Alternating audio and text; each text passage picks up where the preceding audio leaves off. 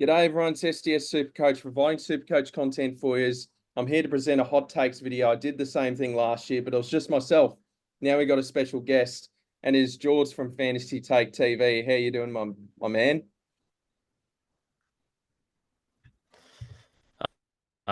Good, Steve. Good to be on the channel. Ready for some hot takes. See what we think of him. Whether we flame him a little bit or we agree will be interesting. So yeah, excited for it. Yeah, good stuff, mate. I will just clarify with the viewers that our internet connection is not fully 100%. So we'll see how we go with how this video pans out. But anyway, we'll get Should be involved right. yeah, we should be fine. We'll see how it pans out towards the end, but I will give that disclaimer there for the time being. So look, I think we'll go one by one, George. So I got all these type of questions from my TikTok, my YouTube community post, and also I got one from John on Twitter, and you got some on the Fantasy Take TV Discord. So we'll go through them one by one and see how we go. So we'll do the hot takes first, and then we'll get to your questions at the end. So the first hot take is actually not SuperCoach related. It is AFL related, but from Stone on TikTok, Sam Walsh will win the Brownlow medal? What are your thoughts? I think it's possible. No. I think Carlton are real up and about.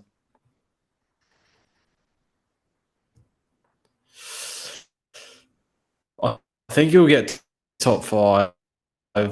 Pretty tough competition. Like imagine Dacos has a similar season. Or he'll be almost unbeatable. Still got Petrarca and Bont there. Petrarca, no Oliver. Could take a few more votes. We'll see how Oliver goes. I think there's a few others out there that'll pip him. Yeah, it's very hotly contested, the Brownlow medal, and very controversial nowadays with Lachie Neale winning it this last season. So, and a similar one from Stone here. Charlie Curnow to go back to back in the Coleman medal. I personally don't think this is a pretty hot take. I mean, he's gone back to back. My guess would be that it's a very high chance that he can do it again. I guess it's purely dependent on if Harry Mackay has a bounce back season, whether that eats into Charlie Curnow's goals. We'll have to wait and see. What are your thoughts on that?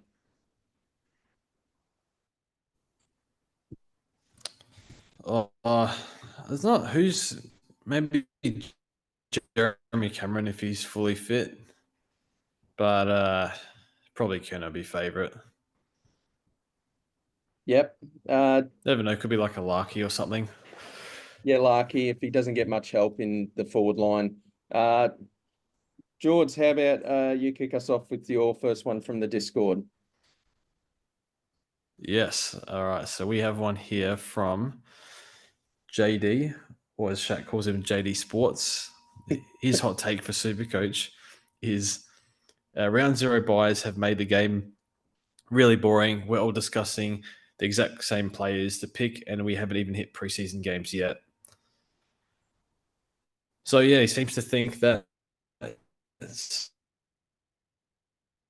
not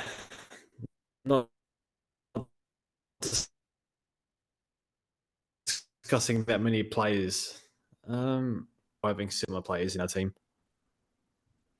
Yeah, look, I personally agree with that. Like my current SuperCoach team at the minute, which I accidentally revealed in the first 30 seconds of my video. I was meant to save that for a video, but hopefully everyone ignored that. But look, I think yeah, look, my SuperCoach team would be so much more different if it was just a regular fixture. So I'm not a massive fan of it. And SuperCoach have given us an extra few trades to help us out with it, but it really does suck. It's sort of changed from picking players that you really want to pick and now to players that you need to pick because of a buy. So I do find it really frustrating that we can't really pick the blokes that we really want to. Like, I'd love to pick Tom Green. Definitely want to get him in at some point. But I would love to pick Tom Green, but just can't. Sam Walsh, I would like to start from the get-go. I'm not going that way. So it's a bit, JD's hit the nail on the head there. I just find it really frustrating. But I guess we always adapt and learn. But yeah, it does put a little dent on my excitement for this season to some extent. Jords, mate. Yeah, I think there's still a bit of diversity this year. I think in midfield there's lots of options. It's unfortunate that Green is almost unpickable with his bye. Same with Gordon, I guess.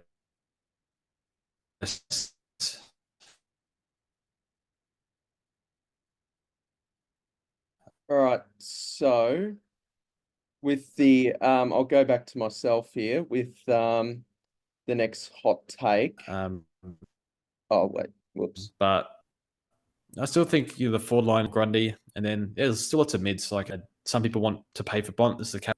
That's how you go on. I've finished. Sorry, sorry, mate. I think we had a little internet problem there. We'll carry on. Sorry about that, mate. Sorry to cut you off. I didn't mean to. All right. So just for the next one, we have No, got you're good. from I don't know on TikTok, Gaundy ain't worth the hype. It's better to go Marshall. So I guess he's saying the combination's a little bit overrated. Marshall, I I think, like that take. yeah, yeah. I reckon that's good. Like, I think Marshall's an extremely underrated pick for this season. Max Gawn, starting to get up there in age. We know what he's capable of as a solo ruck, but mate, I think Marshall is in the peak of his powers. There's not going to be a second ruck. Gee, he's tempting. He's tempting. If any one of them went down, I'm going Marshall, 1,000%. What are your thoughts on that?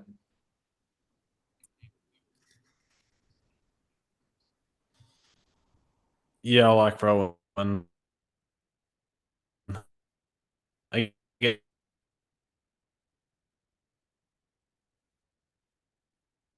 guess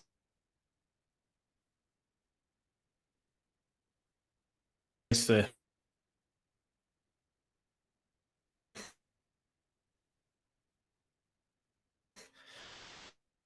maybe an issue with that is Gorn is going to be so highly owned, and he can score like a 180. I think he scored 210 last year.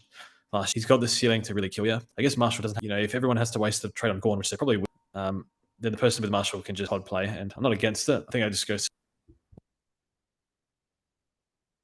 Yeah, nah, I'm with you there.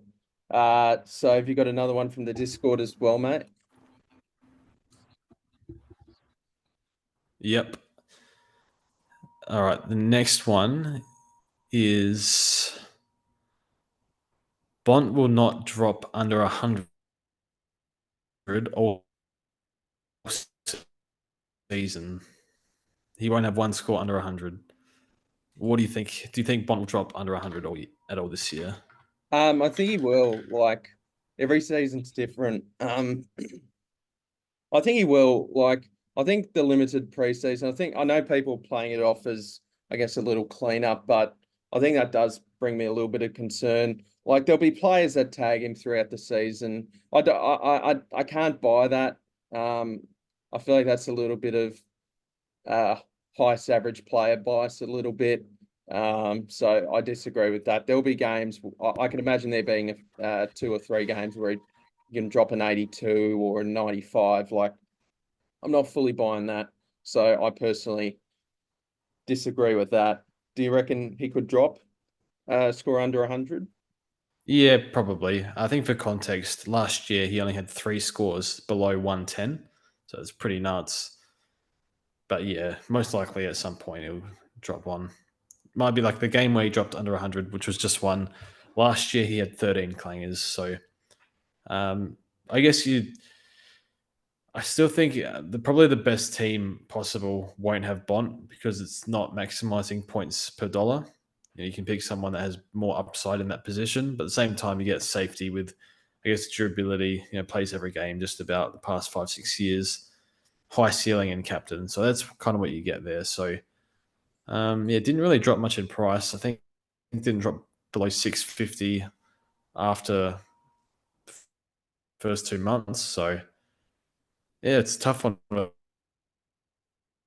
to start him or not. I guess,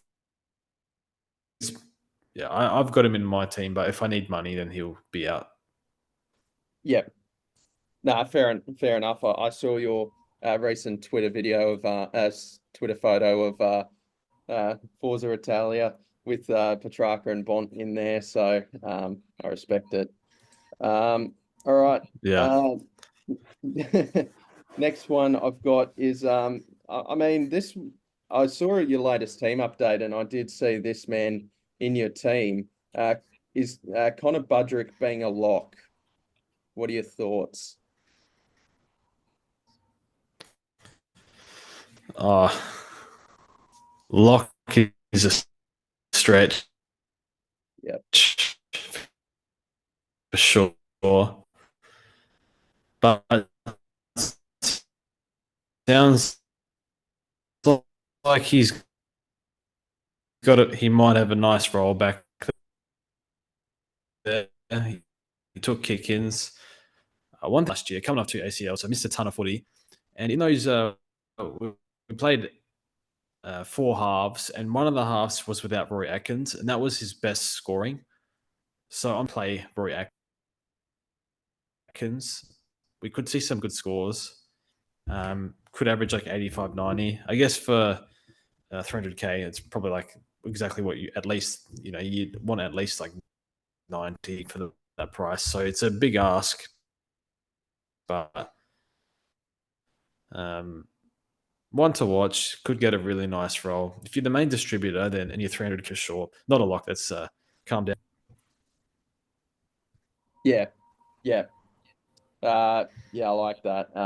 Yeah, Budrick personally hasn't entered my side just due to I guess just never really thinking about it. Like I've just never really come across my head of Budrick being in my side. I've just seen you and JD have put him in the side. I'm thinking, what's going on? What have I missed out here? But he's certainly one to watch during pre-season where I'd like to see how the role pans out because we know Hardwick likes I mean, he's already resembled him, the Jaden Short, so I rate it. How about another one from your Discord, mate? Yeah, Sam Walsh is a must-have after his buy. Um, What do this you is think? this is pure, in my opinion, this is very dependent on what his first two scores are. Because, I mean, you're not gonna purchase him if he scores a 90 against Brisbane and then 101 or like a 90 again against Richmond. So I know the value is there. And look, if it was a normal season, I would be picking Sam Walsh. But I think this is purely dependent on round zero here. But I would certainly like to get him into my side if possible, because I've got a little plan sort of set up to go from a player to Sam Walsh after their buy. So or before their buy. So yeah, I'm really interested in Walsh, but we got to see. I'd like to see a little bit more of an uptick in the CBAs. I think we saw that during the finals series, but I'd like to see that consistently for the full season, because I do think he's a good chance of being a top 10 midfielder. What do you think? Uh, uh, uh,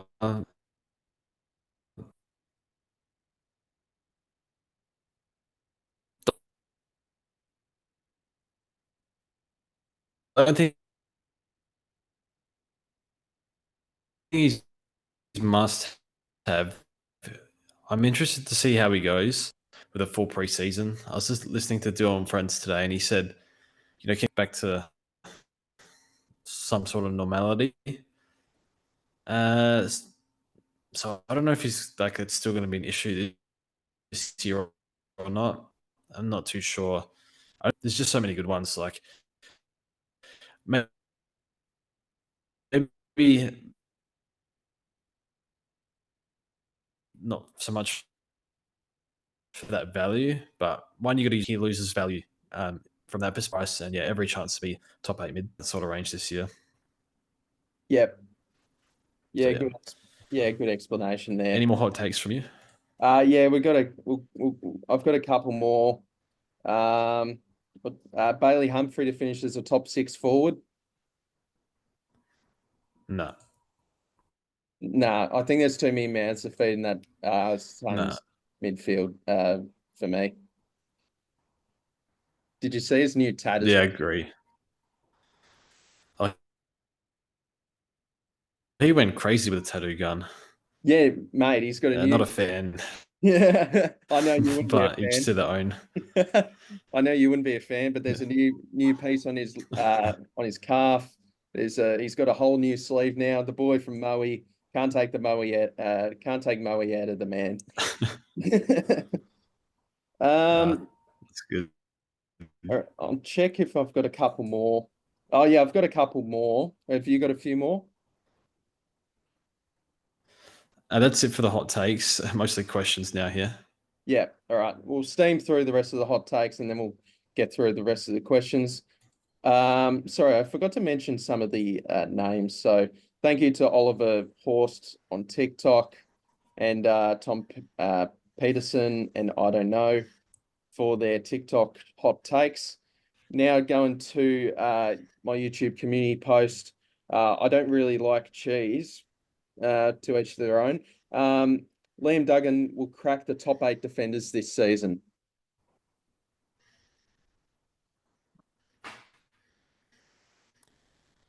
I don't think so. No. He's never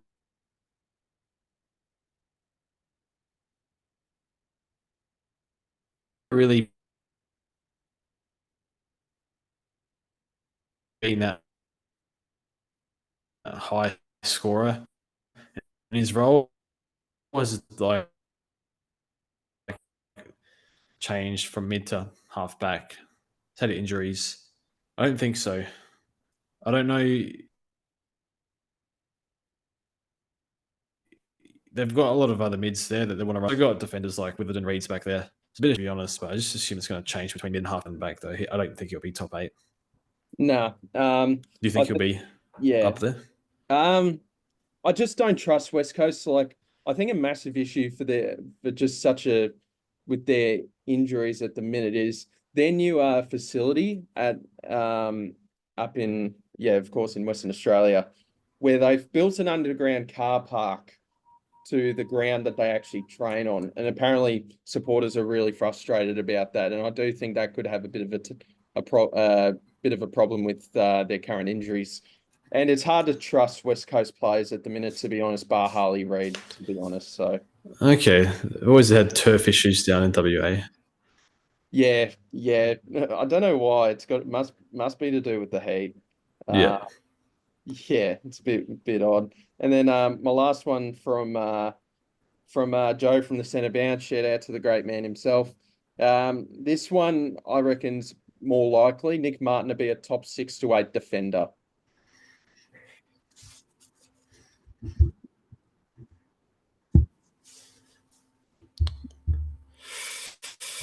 Tough. Oh, gee, I don't know. I haven't seen anything. Yeah. Well, one is he going to stay in the role the whole year? They have a lot of users back there. Yeah. I guess it kind of sounds like they're committed to it. Yeah, How, like, we saw Carl Amon, he killed it at halfback, but he transitioned pretty seamlessly there and had a preseason in there. Thing. So, he's got all the attributes, to be honest. What do you think? yeah, I think. Well, I did a video last night doing an aim on versus Martin versus Crouch, and I was having a look at some like we've actually got data on what we know that Amon is capable of as a halfback option, but we actually don't know. We don't know any data because we've never seen Nick Martin in as this halfback seagull sort of bloke. So, I think one thing that's encouraging for me is Essendon are looking to transition from a defence to attack a lot quicker, which is why they're moving Martin down back to help that. So that will limit the guys potentially, like Ridley, who is a bit slower with the ball. But I think it will benefit a lot for like Redmond and Martin. So I think it's more likely than Liam Duggan to be a top 8. I don't mind it. I think there's a chance. Like there's usually a guy out of nowhere that we don't expect each year to be a top 6 defender. And it could be Nick Martin. So I mean he's in my current team at the minute over Carl Amon, but yeah, I'm gonna need to see this over a couple of preseason games. And yeah, look, that's about it for the hot takes. I think we've all got a few questions here left to go through. So, George, do you want to fire a Discord question? Yes. Someone asks about Hawthorn, about on Amon. What do you think of Carl Amon of getting at mid-time? Apparently, Will Day's in a moon boot. Thoughts on Amon and Connor McDonald? I think Carl Amon, yeah, I like Amon. I don't mind Amon as a pick. Sam Mitchell, though, moves the magnets a fair bit. So my main concern would be if he gets swung back into the midfield. If the Hardwick experiment down forward doesn't work, they could move him down back if they need a lockdown defender. So that does concern me a bit with the Amon pick. With Connor McDonald, old mate on the in the Spanian vlog. That was so weird to see Connor from the hood. So I mean, there's a lot up in the air with Hawthorn at the minute. Like, I got a really good read of Hawthorn last year, I felt. It is a lot harder to get a read on what's going on for this season just because of all these moving parts coming in, coming out. Are they best 23, that sort of thing. I think in terms of who will get the CBA minutes, I think it sounds like it's Josh Ward or Connor McDonald. Josh Ward was drafted as an inside midfielder, so was Connor McDonald. So it's just who they lean towards. I know the Supercoach community would prefer Connor McDonald, but yeah. So look, I think Connor McDonald. Yeah, it's just more about if he gets the all clear with getting the inside midfield minutes because Josh Ward is building a good case for it at the minute. There's also guys like Henry Hustwaite, the pencil. As well. Cooper Stevens won't get a gig. He's getting delisted. So, yeah, I think, yeah, I like McDonald, but I need to see a little bit more information during preseason because he is a talented player, but it's just more about whether he's going to get the minutes.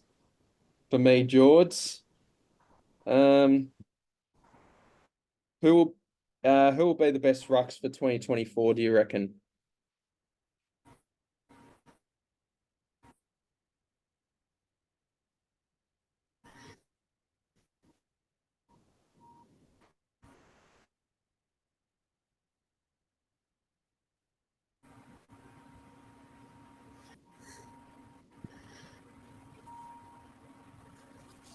Nick, do you have a question? Yeah. Who do you reckon will be the best rucks for 2024? I guess give us like a top 3.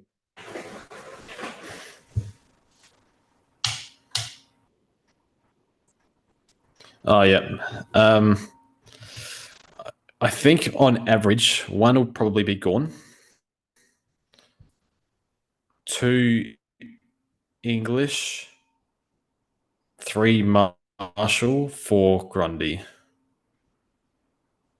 Yeah, I rate that. On average, yeah. Yeah, with average, yeah. Yeah, I'm actually just about the exact same there. I think there even could be a discussion to be made that Marshall could out-average Tim English with the extra ruck time that Rory Lobb could have for 2024 as well, where Marshall's just purely the solo ruck. So that could be a discussion. So I guess I'll go a little bit different. I'll go for average, Gawn 1, Marshall 2, English 3, Grundy 4 for me. What about you with the Discord?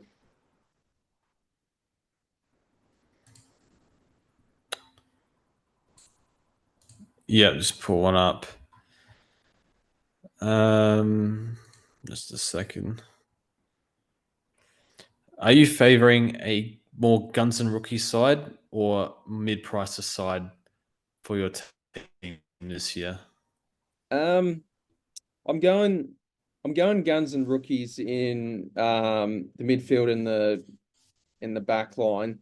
The forward line, there's a lot more mid-price madness going on just due to the lack of options. So I don't really know how to answer that. Like, I'd like to say guns and rookies, but I feel like I am picking a few blokes at 250k, more than my liking. So I guess midfield and defense, I would recommend going guns and rookies. But yeah, the forward line, do whatever you like. Do that. The forward line's pure vibes for this season. What are you feeling? So I think just have a bit of fun with the forward line and just see how it goes, because we need some saviors with the DPP for this year. How are you feeling with the guns and rookies or mid-price madness situation? I'm definitely liking guns and rookies this year. If you're not counting like your Matt Crouch range as mid-pricer, it's like a lot of like the tight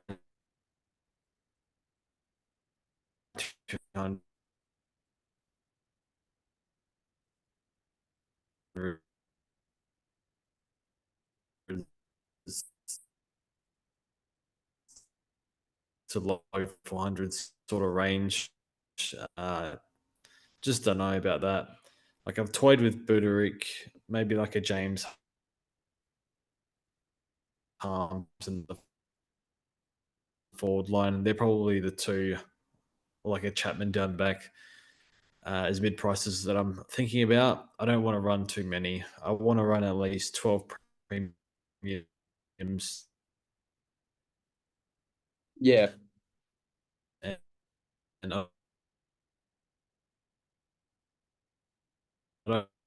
don't mind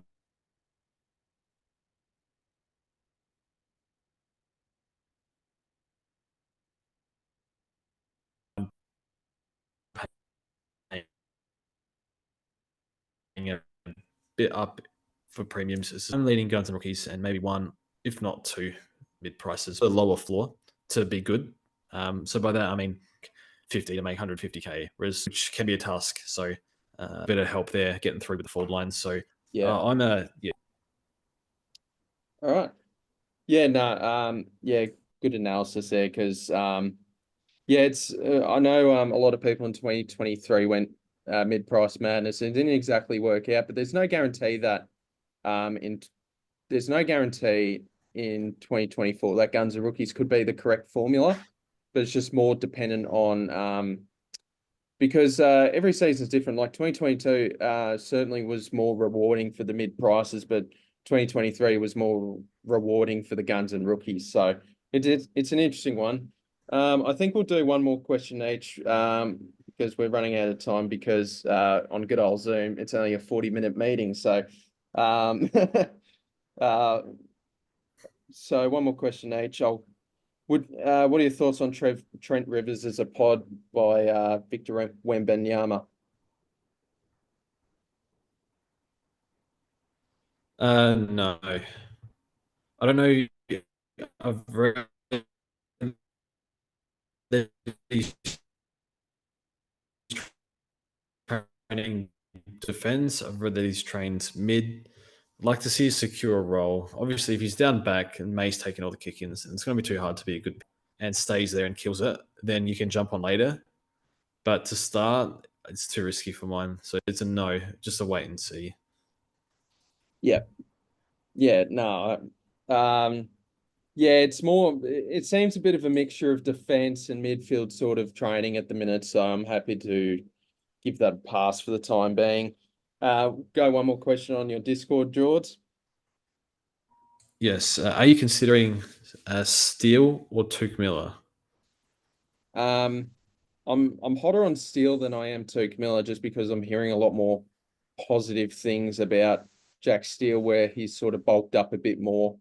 Just a little bit more from what I've heard. I certainly think Rossline has high demands for their captain, so I do think that Jack Steele certainly will look to have a bounce back year, and obviously not deal with, hopefully not as many injuries. Had an interrupted season, so Touk Miller, I'm still not sold on, just because I think Noah Anderson might be the main dog now in that Suns midfield. So I think Touk Miller will be back in the midfield, but it might be more of a sacrificial lamb role, because Noah Anderson is just a freak. And then you've got Matt Rao, who's becoming a bit better of a player. Still deficiencies in his game. You've also got Sam Flanders to look after. So I think Touk Miller will be more like the father of that midfield. But Jack Steele, I think Saints midfield isn't as good, so I think he'll ideally have a much better role and a much bigger impact for their team. Jords? I think Touk is slept on a little bit. As you were saying, there's a lot of mouths to feed. Feed there at the Suns. So, you know, all the young guys are going to improve a little bit more. But Steele is going to be the clear M1 for the Saints for us yet. Not sure with Touk, but for preseason for Touk, it sounds like he could. I'll go Steele for now, especially with a decent pick. Yeah. No, thank you. Look, we'll have to wrap it up because the meeting's just about to end. Thank you so much to Jords for jumping on to the channel. Really appreciate it, mate. And look, we might have to catch up during Gather Round, mate, I reckon, once again.